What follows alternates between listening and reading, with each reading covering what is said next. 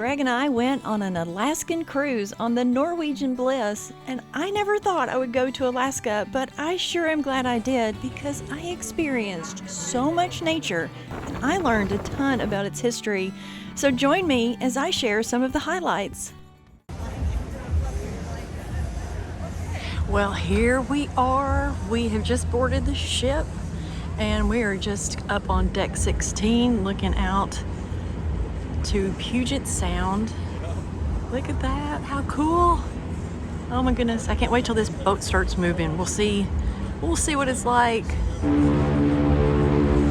Well, we just got into our room. We don't have our bags yet. I'm a little worried about that because when we left the hotel, they were still sitting in our room waiting to be collected. But this is our little room. Here is our bathroom. It's a little bitty. There's no light in here. I'm not really sure what's going on, but teeny tiny bathroom, but that's okay. And then here is the room, a big old bed and a couch, a little dressing area, and the best of all, the deck, the little patio, and it's perfect. And we haven't taken off yet. We're still sitting here in Seattle, just kind of waiting around for 5 o'clock when we are going to launch. The Norwegian Bliss was launched in 2018, and this is a massive ship. There are 20 public decks and there were 4,200 passengers and 1,700 crew members. Now, we were incredibly lucky because it was absolutely beautiful our entire cruise. It never rained and the temperature was between 70 and 80 degrees. This isn't normal, so I don't think we got the full Alaska weather experience, but I will take it.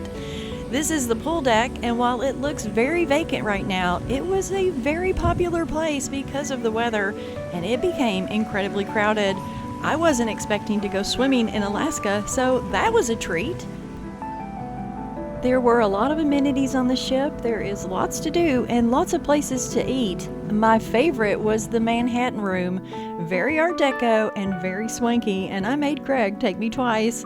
Our absolute favorite place on the ship was the observation lounge. It was quiet and subdued and had amazing views out of the front of the ship. The one thing I did not like about this experience was the crowds. You can see here how absolutely crowded it was, everywhere, and that included the ports. I didn't get much video of the inside of the ship because there were just too many people everywhere, and I don't like to film people if I can help it. This was an absolutely beautiful ship. I mean, look at this chandelier. It changed colors. This is the atrium, and it is 3 stories tall. This is one of the specialty restaurants, Ocean Blue. They serve seafood. We didn't eat here. We ate at the Japanese steakhouse, the Italian restaurant, and the sushi bar. And I will not complain about the food because it was delicious. And if you look down there on the 2nd floor, that's the casino. We spent a great deal of time that first day at the back of the ship in the adult-only area. It's called Spice H2O, and it also got crowded, but on that first day it wasn't, and we got some spectacular views from the back of the ship. Having a balcony on this cruise is a must. When the crowds got too much for us, we just retreated to our stateroom and sat on the balcony and watched this beautiful scenery pass by us. Okay, enough with the ship. If you're interested in a full tour of the ship, there are a gazillion videos on YouTube that will give you a full tour. But now, on to Sitka.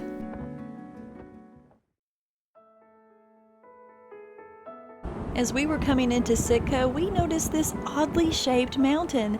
That mountain in front of us is called Mount Edgecombe, and it's a volcano.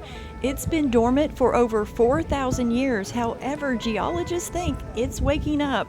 Not to worry though, I read the Geological Survey and they stated that they would have plenty of time to evacuate the entire area. Sitka is reported to be at least 10,000 years old and is one of the earliest European settlements in Alaska. You can only get here by plane or ship. It's located on Baranoff Island and is 4,710 square miles, making it the largest, yes, you heard me, the largest city in the United States. What makes this place amazing is that it was the site of the signing of the Alaska Purchase on October 18th, 1867.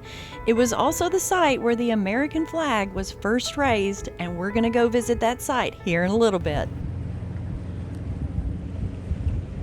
Look at that mountain in the back and the snow on the peaks. Do you see that? Boats.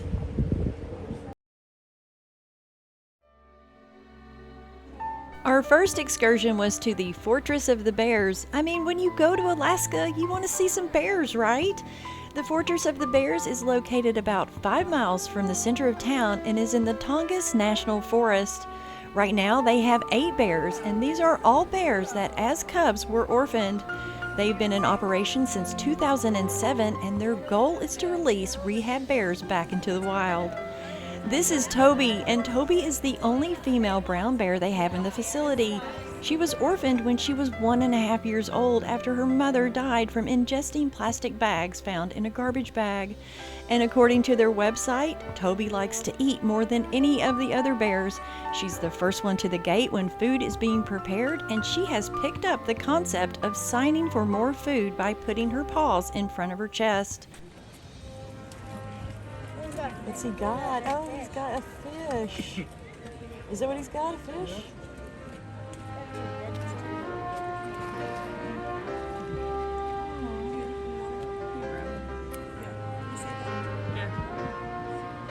We really enjoyed getting to see these bears up close, and I think it is absolutely wonderful that there is an organization dedicated to saving bears. And I'll tell you one thing, if I was an orphan bear, I can't think of a more beautiful place to live.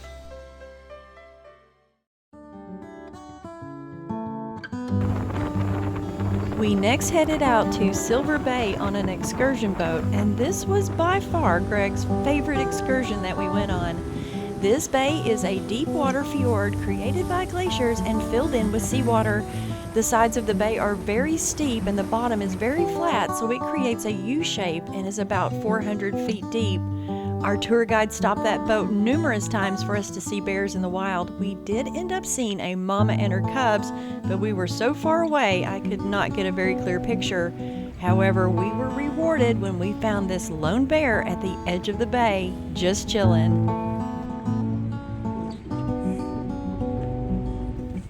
And check out all that salmon jumping out of the water. I found that kind of amazing. No wonder that bear was hanging out on the shoreline. We ended up at a homestead where we sat around a campfire and had s'mores.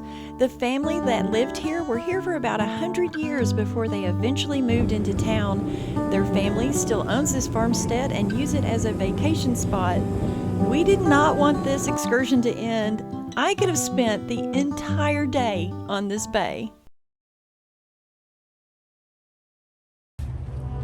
We are now making our way up to Baranoff Castle Hill. This hill is one of the most important landmarks in Alaska. 3 eras of Alaskan history are represented here by the Tlingit people, the Russians, and then the Americans. Alaska was the home to the Kaskadi clan of the Tlingit people for centuries before it was taken over by Russia in the 18th century. When Indians first migrated to this area, they built community houses here.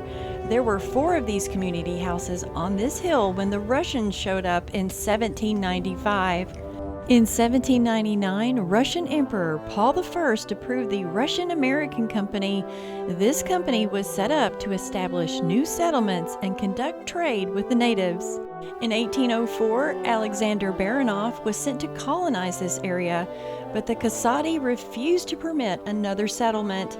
After a 6-day battle, Russians seized control of this hill, destroyed the houses, and immediately began to fortify the site with guns, a log palisade, and a 2-room house.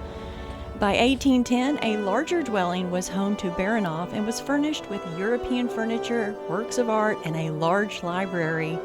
A new 2-story governor's house known as Baranoff Castle was constructed here in 1837. Unsurprisingly, it was the epicenter of government until 1867. Wow, nice view, look at that. In March of 1867, the United States purchased Alaska from Russia for $7.2 million. On October 18, 1867, a ceremony took place on this hill where the Russian flag was lowered and the United States flag was raised. Alaska became a territory in 1912 and then was admitted as the 49th state of the United States on January 3, 1959. The castle then served as the seat of the United States government until military forces were withdrawn in 1877. The castle was then used for offices and residence of local government officials until it was destroyed by a fire in 1894.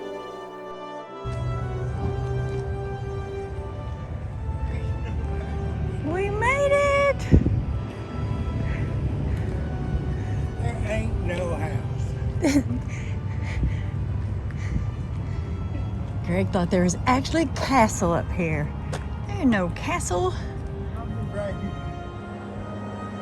This site was deemed a National Historic Landmark in 1962 and added to the National Register of Historic Places in 1966. Did you guys know that Alaska is larger than Texas, California, and Montana combined? It's also believed that Alaska was the entry point into North America for humans via the Bering Land Bridge nearly 13,000 years ago.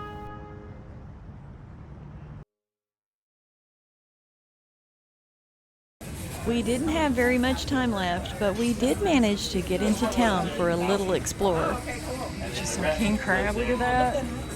Look at that crab. That is St. Michael's Cathedral, also known as the Cathedral of St. Michael the Archangel. It was built between 1844 and 1848. However, this is a replica because the original burned down in 1966. I am digging that building right there. Look at that. I said, I am digging that building right there. Look at it. Yeah. You want a bag to go? This is the Russian Bishop's House, once known as the Russian Mission Orphanage. It was built in 1843 and is one of the oldest surviving buildings of Russian America. It was the home of the first Bishop of Alaska, St. Innocent of Alaska, and he is remembered for his missionary work, scholarship, and leadership here in Alaska. Look at the size of those planks. Just Upstairs houses a chapel and the bishop's living quarters, and the downstairs now houses an incredible museum with so much information. Unfortunately, we were running very short on time and we had to hurry through. The last thing I wanted to do was miss the boat.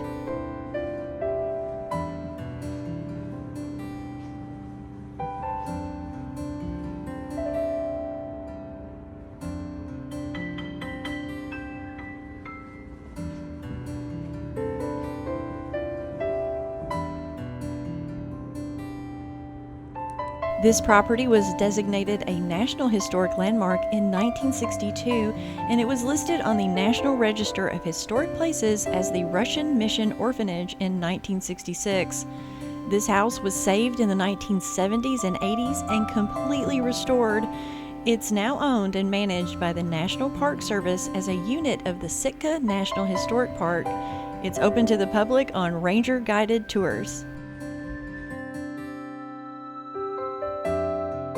As we headed out of Sitka, we experienced the calmest waters of the trip. This was a beautiful, historic, and fascinating town, and I wish that I had a couple more hours to explore here. I didn't want to leave Sitka, but I was really looking forward to the next day when I was going to experience my very first glacier. The scenery of Alaska is so unlike Kansas, it absolutely took my breath away.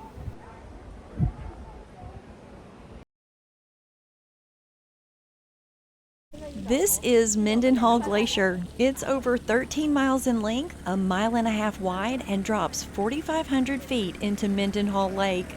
This glacier is one of 38 that flow from the Juneau ice field, which is a 1,500 square mile expanse of snow and ice.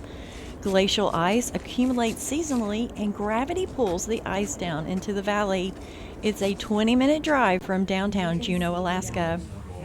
A smaller glacier near the Mendenhall Glacier recently collapsed and caused massive flooding here in Juneau. Today was one of the first days that the water was low enough where you could walk out onto Photo Point. You can see here how the water is just hugging the sides of this walkway. 30 minutes before we got here, this area was closed, but then the water receded and the park ranger said that we could go out to Photo Point at our own risk. And you guys know I went and did that. As we make our way down to the Photo Point, you can see how flooded it absolutely is. The glacier has retreated 1.75 miles since 1929 and created Mendenhall Lake. Unfortunately, it will continue to retreat in the future. It is the only glacier in southeast Alaska that is accessible by road. It's in the Tongass National Forest, and there are numerous walking trails, but not today. That waterfall is a glacier-fed waterfall called Nugget Creek Falls.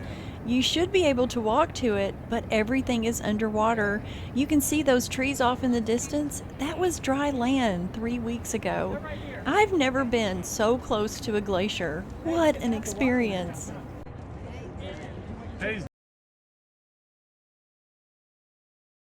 I'll be honest, I thought I would absolutely hate Icy Straight Point, but this ended up being my favorite destination, and you're gonna see why in a minute.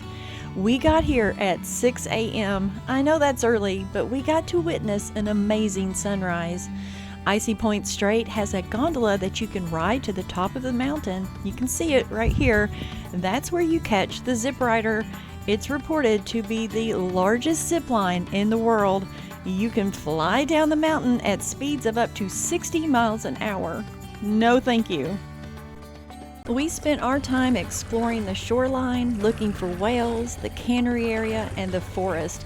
We spent a lot of time in that forest. Icy Straight Point is located in Hoona, Alaska. They do have a small town, but we never made it there. It also has the highest concentration of wild bears anywhere in the world, but we never saw any. I think that weighs over 50 pounds. I don't think you can get that on the airline. It's cool though. It is cool.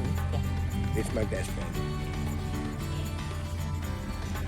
The Hoona Packing Company was built in 1912 and was a cannery. It closed down in 1954. The cannery area is now full of restaurants and souvenir shops. I bought my kids and grandkids some smoked salmon, canned salmon, some shirts, sweatshirts, and some candy.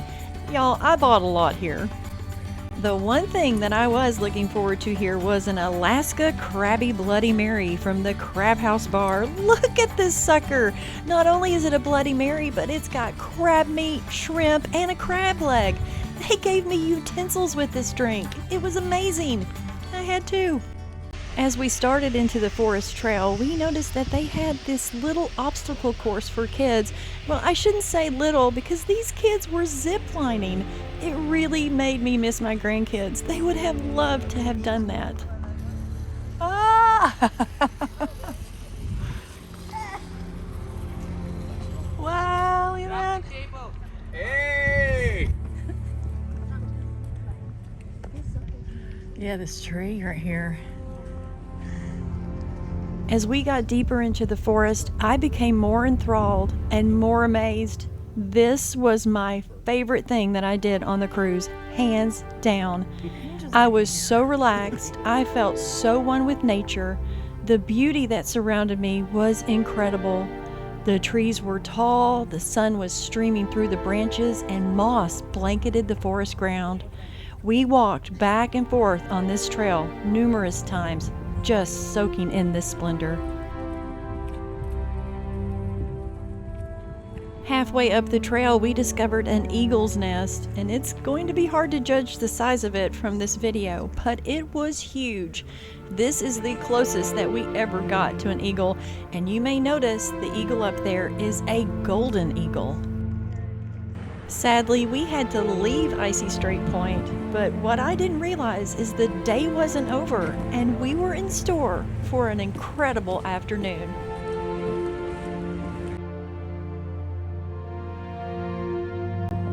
We began our cruise towards Dawes Glacier via the Endicott Arm, which is another glacially carved fjord. This is when having a balcony was a must. For 30 miles, we sat and watched the most incredible scenery pass us. Dawes Glacier is considered part of the Tracy Arms Ford Terror Wilderness Area. Oh, look at that one. Oh my gosh. What? Look at that one in front of us, right there. Dawes Glacier is 15 miles long and a mile wide. The glacier originates at the Alaska-Canadian border, and it's a tidewater glacier, meaning that it recedes daily and it causes these huge chunks of ice to plunge into the sea. The glacier face is 600 feet above the water and then another 200 to 200 feet below the water. The icebergs provide breeding and whelping grounds for harbor seals, but we didn't see any this trip. What we did see were numerous incredible waterfalls. I've never seen so many waterfalls in one place in my entire life.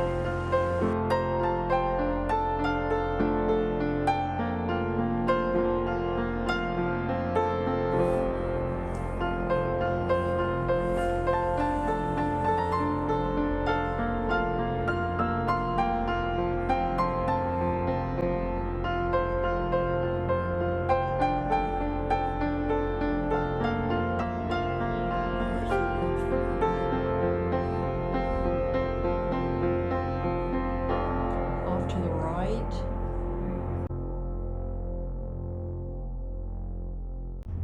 We were always on the lookout for whales. They told us we could see their spouts off in the distance, and if we were patient enough, we would get to see some. That's why I just put on pants.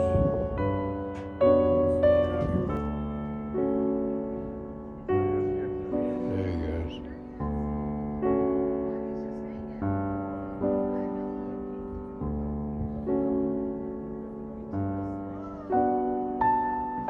He's big. Oh, there he goes.